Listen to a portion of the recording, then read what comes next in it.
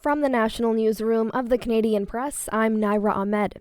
Today marks Labor Day in Canada, and both federal Conservatives and New Democrats are targeting union voters in dueling television ads in which they try to define Tory leader Pierre Poilievre.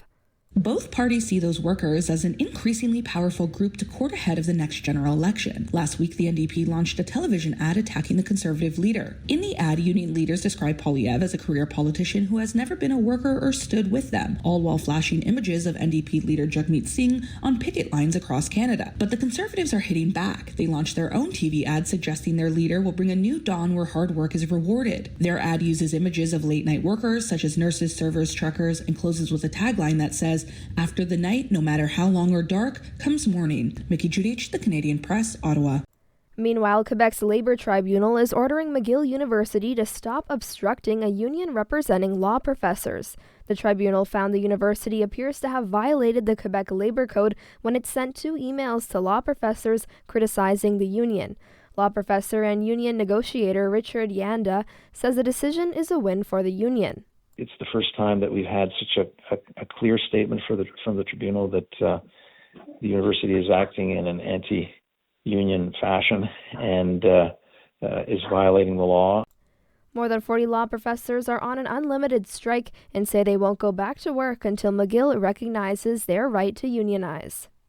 Abroad, Israeli Prime Minister Benjamin Netanyahu is pushing back against a new wave of pressure to reach a ceasefire deal in Gaza after hundreds of thousands of Israelis protested and went on strike. The pressure internationally must be directed at these killers, at Hamas, not at Israel. It was Netanyahu's first public address since yesterday's mass protests over the discovery of 6 more dead hostages in Gaza.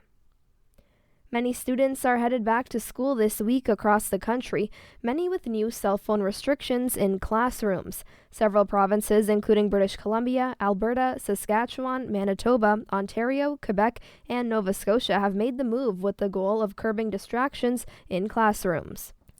And time in more than a century at the bottom of the Atlantic Ocean has erased one of the most recognizable parts of the Titanic.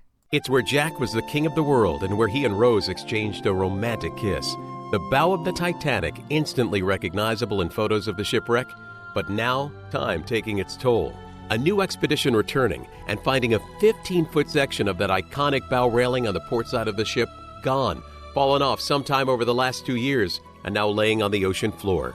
It's part of the natural process as microbes continue to eat away at the ship's metal structure underwater now for more than 112 years. Dave Packer, ABC News. This is the Canadian Press. In sports, swimmer Nicholas Bennett secured Canada's first gold hardware of the Paralympic Games. The 20-year-old from Parksville, British Columbia, won the men's 100-meter breaststroke. The Canadian was the only swimmer to go under 1 minute, 4 seconds in the race. He was also a silver medalist in the 200-meter freestyle event.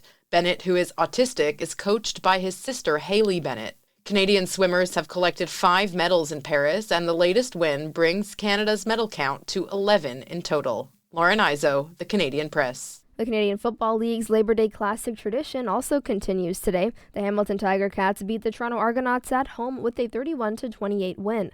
The well-rested Calgary Stampeders now host the much-improved Edmonton Elks. And in the MLB, the Blue Jays have Labor Day off as they return home to Toronto. The Jays host the National League East leading Philadelphia Phillies tomorrow and Wednesday before heading to Atlanta for a 3-game series with the Braves. From the Canadian Press, I'm Naira Ahmed.